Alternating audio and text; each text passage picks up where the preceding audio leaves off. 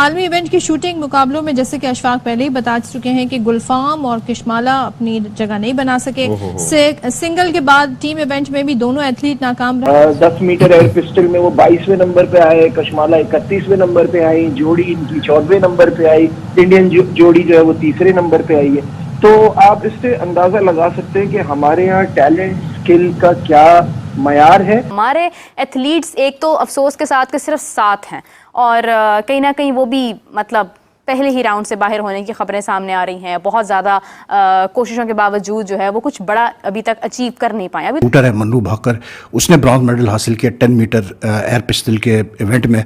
ये जो इंडियन कैसे बोलते हैं जो कंटिजेंट है, इसमें कोरियन कोचेस का बहुत बड़ा हाथ है डिफरेंट डिसिप्लिन्स में। Big achievement for India. हम जिस तरह की बुरी परफॉर्मेंस है, जिस तरह के रिजल्ट्स आ रहे हैं, देखें अभी हम सब ये बातें कर रहे हैं 240 मिलियन लोगों पे 7 एथलीट्स हमें रिप्रेजेंट करते हैं। 11 ऑफिशियल उनके साथ जाते हैं क्योंकि पेरिस में घूमने फिरने में, तस्वीरें खिंचाने में उनको भी मजा आएगा। ममालिक में मेडल्स और डिफरेंट खुशियों की बहारें हैं, लेकिन यहाँ पर हमारे पास सिर्फ हार हार और हार ही है। 4 साल के बाद आते हैं ओलंपिक्स और अगर 25 करोड़ लगभग 25 करोड़ की आबादी है मुल्क की, और अगर उसमें से सिर्फ 7 खिलाड़ी जाते हैं ओलंपिक मुकाबलों में, और इतनी बड़ी आबादी के मुल्क में अगर इस संजीदगी का ये आलम हो कि सिर्फ 7 खिलाड़ी हों और ऑफिशल्स की तादाद उससे ज़्यादा हो, तो फिर मेडल्स दुनिया में सिर्फ इसलिए तो नहीं दिए जाएंगे कि ये पाकिस्तान से खिलाड़ी आए इनको मेडल दे दिया जाए। आपको वहाँ पर बेहतर खेल पेश करना पड़ता, दुनिया का मुकाबला करना पड़ता। तो पाकिस्तान के एथलीट्स उस सतह के नहीं हैं, उस मायार की खेल पेश नहीं कर पा रहे हैं। कोई आखिरी नंबर पर है, कोई बल्कि जो भी आ रहे हैं आखिरी नंबर पर ही आ रहे हैं। और सामने से इनको क्या फैसिलिटीज मिलती है, ये भी बड़ा कल मेरी रजी अहमद साहब से बात हुई है जो सेक्रेटरी हैं राइफल एसोसिएशन के। एक एथलीट अपने लिए पिस्टल मंगाना चाहता था बाहर से, उसको इतनी ड्यूटी बताइए कि उसने कहा रहने ही देते।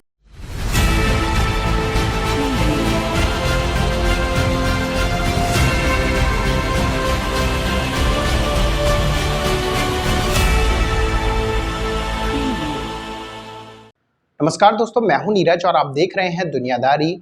दोस्तों, पेरिस ओलंपिक 2024 शानदार तरीके से चल रहा है। बताते चले कि पेरिस ओलंपिक 2024 में भारत को दूसरी सफलता मिल चुकी है।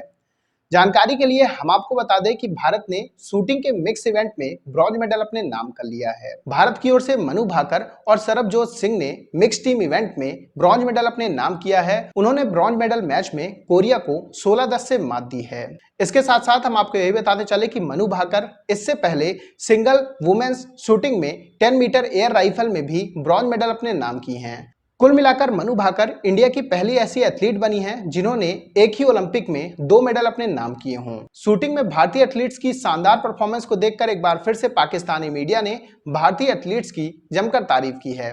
पाकिस्तानी मीडिया ने कहा कि हमारे शूटर भी गए हुए थे, लेकिन वो फाइनल के लिए किसी भी इवेंट में क्वालिफाई ही नहीं कर पाए।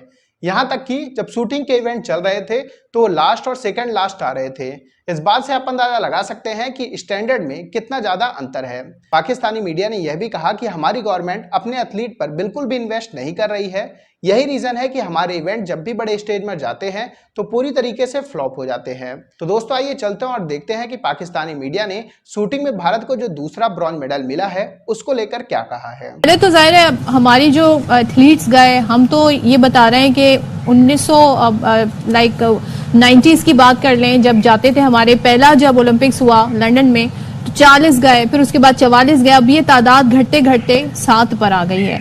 ये जो एक तनज़ुली है, इसकी वजह आप क्या देखते हैं? दूसरे हमारी तो हॉकी टीम भी क्वालिफाई नहीं कर सकी, लेकिन आप ओवरऑल इसका क्या तज्जिया करेंगे? सबसे पहले तो मैं ये बात करूं कि जो आप कह रहे हैं कि पार्टिसिपेशन दिन ब दिन कम हो रही है, सिर्फ एक ही ने क्वालिफाई किया जो जेवलिन थ्रो है, बाकी तो सब वाइल्ड कार्ड मिले हमें और सिर्फ तरीकों से हम लोग आए। 4 साल तक वो अपने मुकाबलों की तैयारी करते हैं अपने खिलाड़ियों के लिए।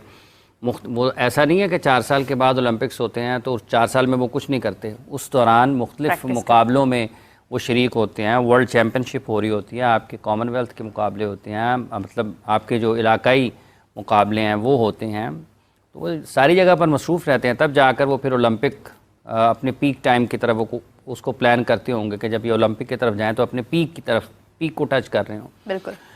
तो वो तैयारियां करते हैं, अपने खिलाड़ियों का ख्याल रखते हैं। आपको वहाँ पर ये सुनने को नहीं मिलता होगा कि खिलाड़ी के पास बाहर जाने के लिए पैसे नहीं हैं, उसकी ट्रेनिंग किस तरीके से है, उसकी ग़िज़ा किस तरीके से है, उसको जिस सतह की कोचिंग, जिस तरह की कोचिंग की उसको ज़रूरत है, क्या उसको मिल रही है या नहीं मिल रही है।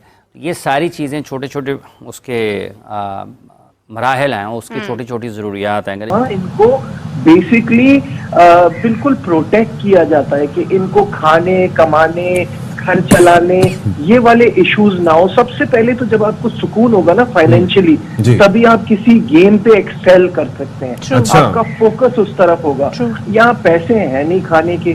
अभी समी भाई जो बात कर रहे थे, क्या माशाल्लाह क्या शानदार इनका हॉकी करियर रहा है। अब ये बताएं, ये लड़के जो इस वक्त खेल रहे हैं, उनको सबसे बड़ी टेंशन तो पैसों की होती है।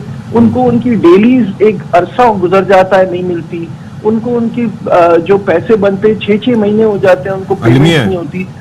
लगभग 25 करोड़ का मुल्क हो और 7 खिलाड़ी आपके वहाँ पर ओलंपिक में शरीक हो, तो ये सोचने की बात है पाकिस्तान की हुकूमत के लिए, चारों सूबे जो हैं उनकी सूबाई वजारतों के लिए, क्योंकि 18वीं तरमीम के बाद तो ये सूबों की ज़िम्मेदारी है। एक IPC मिनिस्ट्री है जो कि उनको ऊपर से देखती है। वफाक में राना साहब वहाँ पर मिल रहे हैं लोगों से जो पाकिस्तान के मुशीर हैं वज़ीर आज़म की, और उस मिनिस्ट्री को संभाल रहे हैं।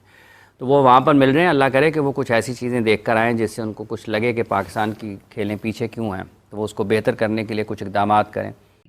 तो दोस्तों, जैसे कि वीडियो में आपने देखा कि एक बार फिर से पाकिस्तानी मीडिया ने इंडियन शूटर्स की जमकर तारीफ की है। पाकिस्तानी मीडिया ने कहा कि हमारी आबादी 25 करोड़ है और केवल 7 एथलीट हमारे यहाँ से गए हुए हैं। उन 7 एथलीटों में से 4 एथलीट ऐसे हैं जिन्हें वाइल्ड कार्ड से एंट्री मिली है।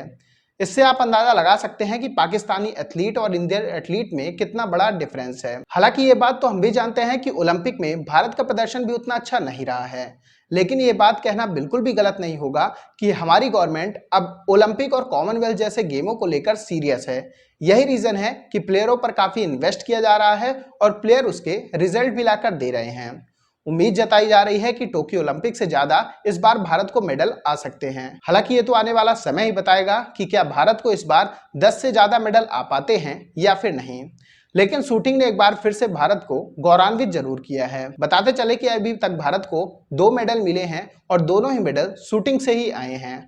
वो भी मनु भाकर ने ही टीम इंडिया को हर बार जीत दिलाई है। इसके साथ साथ पाकिस्तानी मीडिया ने यह भी कहा है कि जब तक आप एथलीट को फाइनेंशियली फ्री नहीं करते हैं, तब तक एथलीट कुछ भी अच्छा नहीं कर सकते हैं।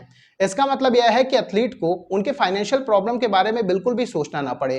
वो फ्री माइंड होकर खेलें, तभी वो कुछ बड़ा कर सकते हैं। पाकिस्तानी मीडिया ने कहा कि इंडियन एथलीट को अब पैसों ऐसों की टेंशन बिल्कुल भी नहीं है। यही रीजन है कि वो बड़े मंच में जाकर अच्छा खासा परफॉर्म करके दिखा रहे हैं। तो दोस्तों, अभी के इस वीडियो में बस इतना ही। तमाम अपडेट्स के लिए आप बने रहिए दुनियादारी के साथ। सुनो, चैनल को सब्सक्राइब करो, उसके बाद घंटी बजा देना ताकि अगली वीडियो आपसे मिस ना हो पाए। Thank you.